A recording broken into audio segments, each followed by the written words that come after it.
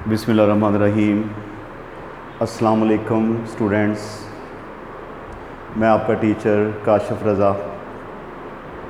आज के इस लेक्चर में हम एब्सोल्यूट ज़ीरो को पढ़ेंगे और graphical explanation of absolute zero को पढ़ेंगे। कल भी हमने बात की पिछले लेक्चर में हमने कि एब्सोल्यूट ज़ीरो क्या होता है। Absolute zero, the minimum or the lowest temperature at which the volume of any gas becomes zero। क्या होता है भी? The minimum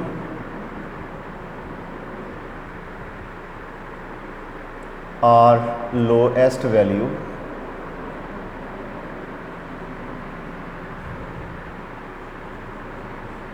of temperature at which volume of the gas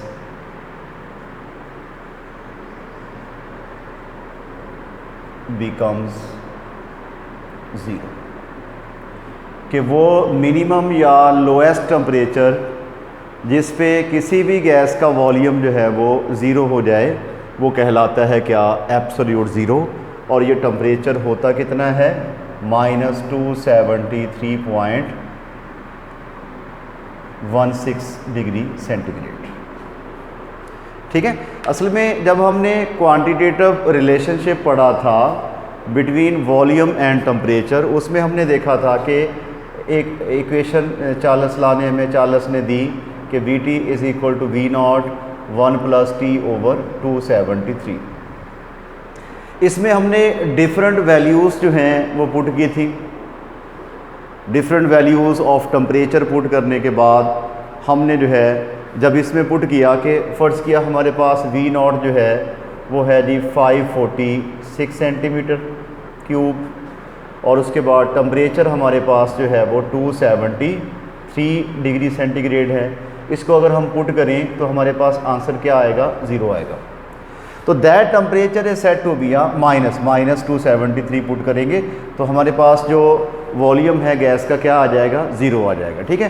तो अब एब्सोल्यूट ज़ीरो जो है उसको क्या कहेंगे कि the minimum or the lowest temperature, lowest value of temperature at which the volume of any gas become zero is called absolute zero. ठीक है। और ये टेम्परेचर होता कितना है?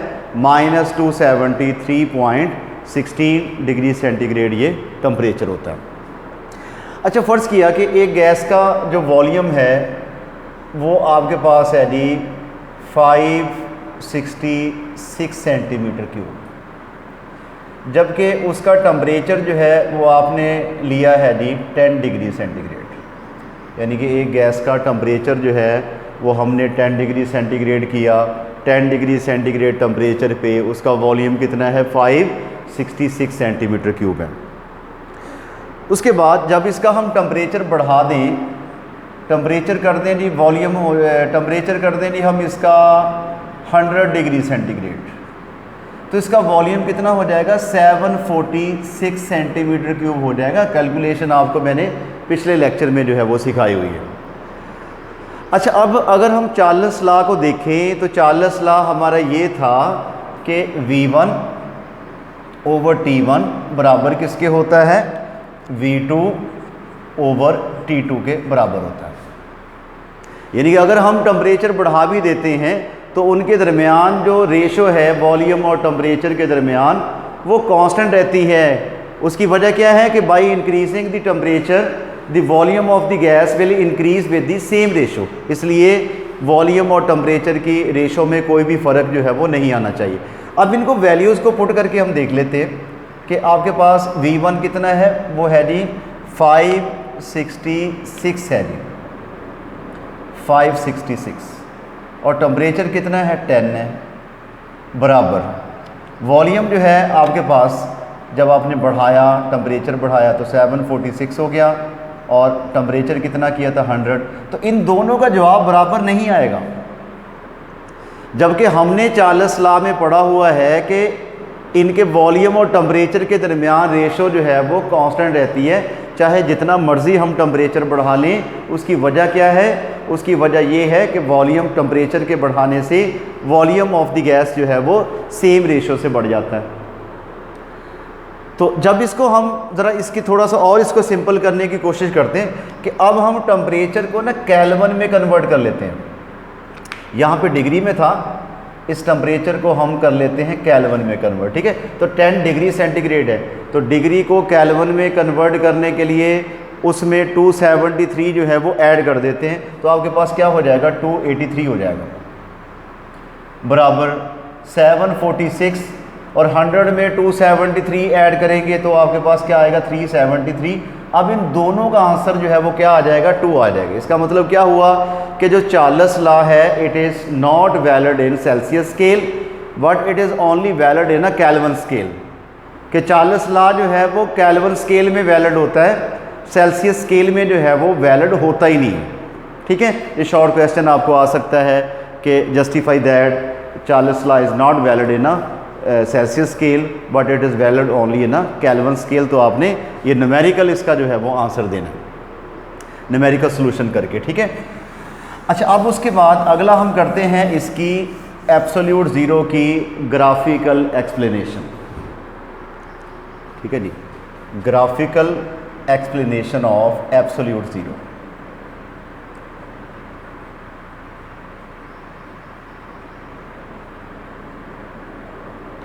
ऑफ एब्सोल्यूट ज़ीरो, ठीक है। ग्राफ की शक्ल में इसको हम जो है वो करते हैं। अच्छा, ग्राफ उस वक्त हम कर सकते हैं, फ़र्ज़ किया हमने एक कार्टेशियन कोऑर्डिनेट सिस्टम ले लिया। कार्टेशियन कोऑर्डिनेट सिस्टम में हम 2 लाइंस लेते होते हैं, एक एक्स एक्सिस एक वाई एक्सिस, ठीक हो गया। ये आपका हो गया एक्स एक्सिस और ये हो गया एक्स प्राइम, ये ओरिजिन हो गया, ये वाई एक्सिस और ये वाई प्राइम हो गया। अलॉन्ग दी एक्स एक्सिस हम लेंगे टेम्परेचर, जबकि अलॉन्ग दी वाई एक्सिस जो है वो हम ले लेंगे volume of the gas, volume of gas. हमने एक रेक्टेंगुलर कोऑर्डिनेट सिस्टम लिया, उसमें हमने टेम्परेचर जो है वो ले लिया along the x axis and volume of the gas हमने ले लिया अलॉन्ग दी वाई एक्सिस। तो अब इसके 2 पार्ट हैं, एक हो गया ओ एक्स और एक ओ एक्स प्राइम हो गया, ठीक है। इस एरिया में जितनी वैल्यूज़ आएंगी पॉजिटिव आएंगी, इस एरिया में जितनी वैल्यूज़ आएंगी वो नेगेटिव आएंगी, ठीक है। तो यहाँ पे एक वैल्यू मैं लिखता हूँ -273.16 डिग्री सेंटीग्रेड। तो फ़र्ज़ किया कि इस टेम्परेचर पे एक गैस का वॉल्यूम जो है वो ये कोई वैल्यू है जी वॉल्यूम की,